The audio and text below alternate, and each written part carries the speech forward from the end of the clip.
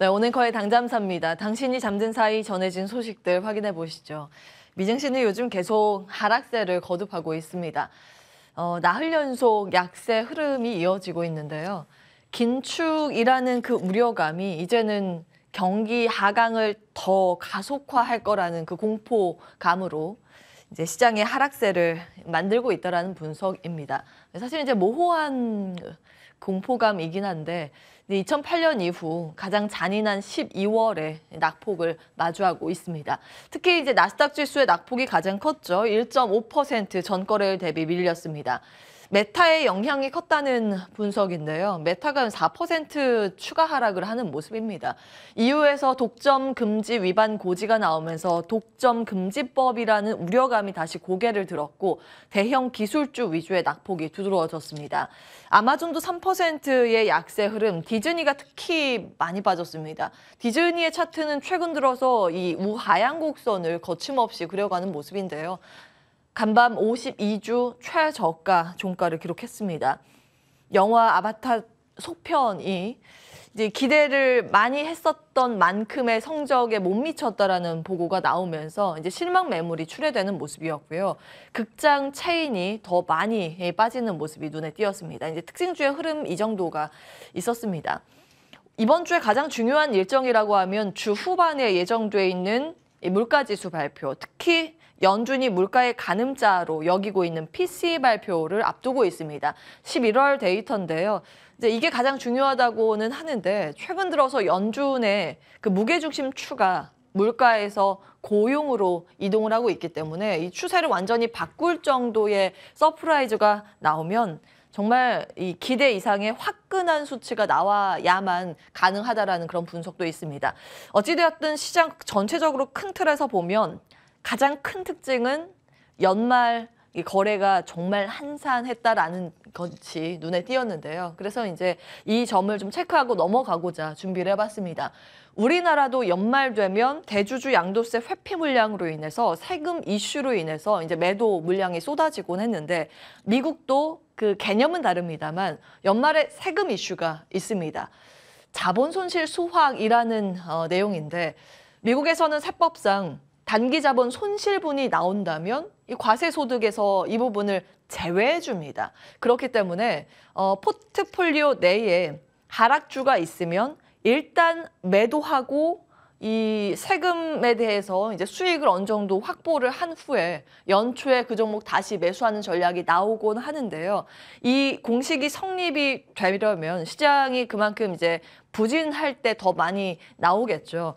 이게 이제 S&P 500 지수의 차트를 가지고 왔는데요. 확실히 이렇게 상승을 할 때는 매도할 만한 종목들이 많지 않기 때문에 매도 물량이 많이 연말에 나오진 않았는데요. 오히려 이렇게 시장이 횡보하거나 부진한 흐름을 보였을 때 연말 매도 물량이 많이 출회됐다라는 점을 확인해 보실 수가 있습니다. 최근 들어서 종목별로 봤을 때 하락한 종목 수가 많기 때문에 연말 이런 매도 물량이 많을 것이라는 추측도 일각에서 제기가 되고 있습니다. 큰 틀에서 한번 같이 고민을 해보시면 되겠고요. 최근 들어서 월가의 시각도 정말 극명하게 엇갈리고 있습니다. 지수 예측치가 정말 많이 벌어지고 있습니다. 최상단으로 보는 IB 쪽, 최하단으로 보는 IB 쪽 그 간극을 나타내는 그래프인데요. 블룸버그 통신의 보도 내용입니다. 그 간극이 30% 이상으로 지금 벌어지고 있습니다. 보시면 2009년 이후 이제 최대의 간극치인데 그래서 궁금해서 2009년의 차트를 좀 찾아봤습니다. 그때 당시에 이렇게 월가 모르겠다의 시각이 만연했을 때 지수는 어떤 흐름을 보였는가? S&P 500 지수의 흐름이 나와 있는데요. 연초에 부진한 흐름을 보였다가 이후에 상승하는 패턴이 나왔더라고요. 코스피는 이 S&P 500 미국보다 조금 더 저점을 일찍 그리고 바닥에서 횡보하다가 그 중반돼서 상승 곡선을 그려갔습니다. 이번에는 어떨지 궁금하네요. 그런데 각 월가에서 글로벌 증시 전망을 할 때 한 가지 공통점이 있습니다. 전약 후 강의 패턴. 중국도 마찬가지고 우리나라도 그렇고 미증시에 대한 그런 투자 분석들이 굉장히 많습니다. 전망이 많은 거죠. 삼성증권의 자료인데요. 내년 자산 사이클 기본 가정을 보시면 왜 그렇게 추측을 하는지를 조금은 엿볼 수 있습니다. 보시면 2000년 초 인플레이션 저점, 시장금리가 이때 저점이었죠. 이제 경기 방어를 위해서 각 중앙은행은 돈을 살포하다시피 풀었습니다. 그러면서 주식과 상품의 확장 국면이 나왔었고 인플레이션 구간이죠. 경기 고점 이후에 시장금리 상승이 지속되자 2022년부터는 스태그플레이션에 대한 우려감, 기준금리 인상, 그러자 이 기존 주식과 상품의 둔화 국면이 뚜렷하게 나왔습니다. 이때 부각되는 게 MMF나 물가채고요. 인플레이션 고점을 찍고 시장금리가 고점을 어느 정도 형성을 해 나가면서 디스인플레이션, 기준금리 이 동결 흐름이 나오게 된다면 이제 이 수축 국면에 들어가게 되는데 이게 내년 상반기가 될 거라고 삼성증권은 이야기하고 있습니다. 그리고 나서 경기 바닥과 시장금리 하락이 지속되고 이후에 회복 국면이 나타난다면 이를테면 경기에 대한 어느 정도 지지가 확인이 되고 기준금리 인하에 대한 논의가 나타나는 시점, 이것이 주식의 회복 국면이라고 봤는데요. 내년의 하반기라고 삼성증권에서 이야기를 하고 있습니다. 대부분의 국가에 대한 추종치가 거의 비슷합니다. 그 논리를 좀 하나하나 체크를 해보고자 하는데요. 어제 일단 아시아 증시 하락세 함께 보시죠. 항생 지수가 상승 출발에 성공을 했고 우리 시장도 장 초반의 분위기 나쁘지 않았는데요.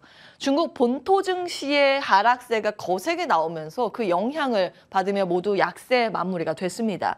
두 가지 이유라고 시장에서는 해석을 하고 있습니다. 첫 번째, 경제 공작 회의가 일정 종료가 됐습니다. 사실 기대감이 굉장히 컸었는데 일종의 세론 뉴스로 기대가 일단락됐다라는 국면이라는 분석이고요. 두 번째가 지금 집단 감염 상황이죠. 중국 같은 경우에 지금 집단 감염의 속도가 굉장히 가팔라서 이게 이제 우려감으로 번지고 있습니다. 거기에 좀 빨리 잡혀야 될 텐데 일단 경기 둔화의 우려감을 자극하는 이슈로 시장은 해석하는 분위기입니다. 일본에 대해서 조금 더 들여다보겠습니다. 그동안 시장이 좀 기대를 했었는데 딱 기대했던 만큼의 회의 결과였습니다. 내용 쭉 보시면 5대 방향성인데 재정정책은 적극적으로, 통화정책은 온건하게, 시장 우호적으로 나왔죠. 산업정책과 과학기술, 사회정책 쭉 한번 보시기 바라겠습니다.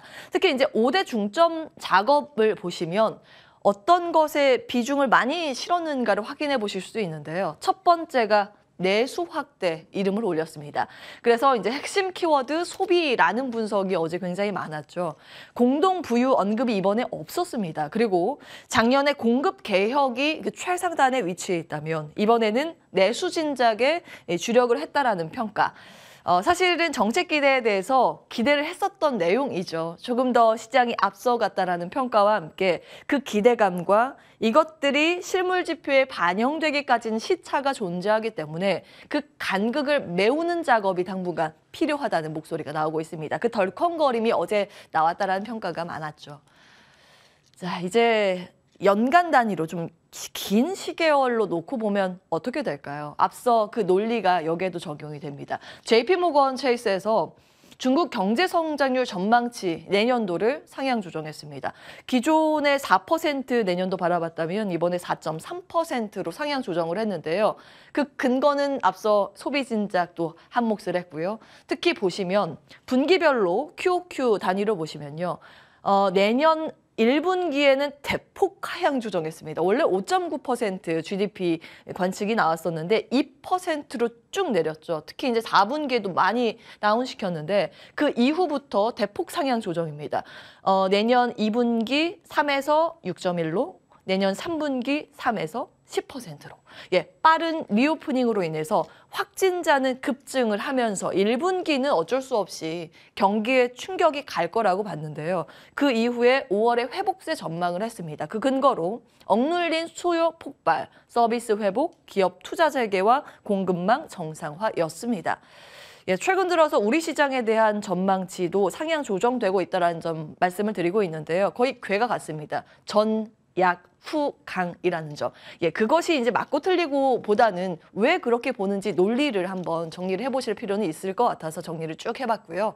자, 어제 시장에서 주목을 받았었던 테마주, 새로운 테마가 형성됐습니다. 어제 개장 중계하면서 민재기 팀장께서 체크해 주신 내용이긴 한데 다시 한번 정리하고 넘어가겠습니다. 인공지능 챗봇. 이게 요즘 미국에서 그렇게 흥행이라고 하죠.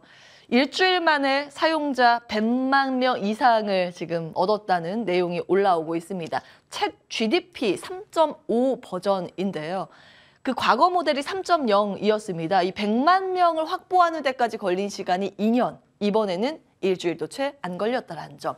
예, 이 인공지능 챗봇이라고 하면 우리가 가장 먼저 떠올리는 게 아마존의 뭐 알렉사나 뭐 애플의 시리 정도일 텐데 해보신 분은 아시겠지만 몇 마디 하고 나면 그 다음부터는 좀 이상한데라고 느끼실 겁니다. 그런데 이것의 좀 업그레이드 버전, 조금 더 좀 사람과 대화하는 것을 느낄 만큼의 인공지능의 채팅이라고 하는데요. 아직은 완성형은 아닙니다.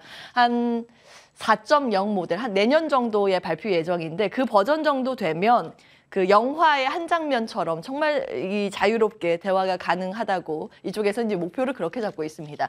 여기에서 내비치고 있는 목표는 그 영화 아이언맨의 한 장면 기억하실 겁니다. 개인 인공지능 비서 자비스, 이 모델처럼 아주 자유롭게 소통을 할 수 있는 인공지능 챗봇이라는 점. 아직은 좀 가야 할 길이 남아있죠. 그래서 사실 국내에는 관련주라고 할 거 찾긴 좀 어렵습니다. 테마주라고 보는 편이 맞을 것 같은데요. 새로운 테마주가 형성됐기 때문에 쭉 한번 정리를 해봤고요. 어제 키맨, 민재기 팀장의 관심주 두 종목 주고 가셨죠. 마인즈랩과 플리토였고요. 리서치 아름에서는 유망주로 세 종목을 이야기했습니다. 마인즈랩 공통적으로 들어있고 솔트룩스와 코난 테크놀로지. 예.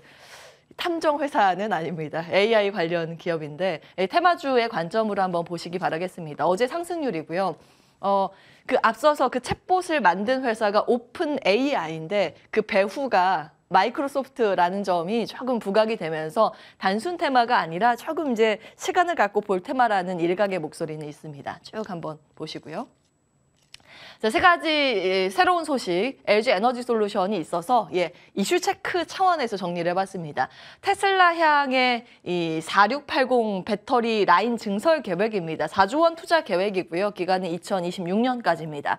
그렇기 때문에 이제 원통형 배터리에 대한 밸류 체인이 궁금해하실 것 같아서 대략적인 내용 아래다 기입을 해봤고요.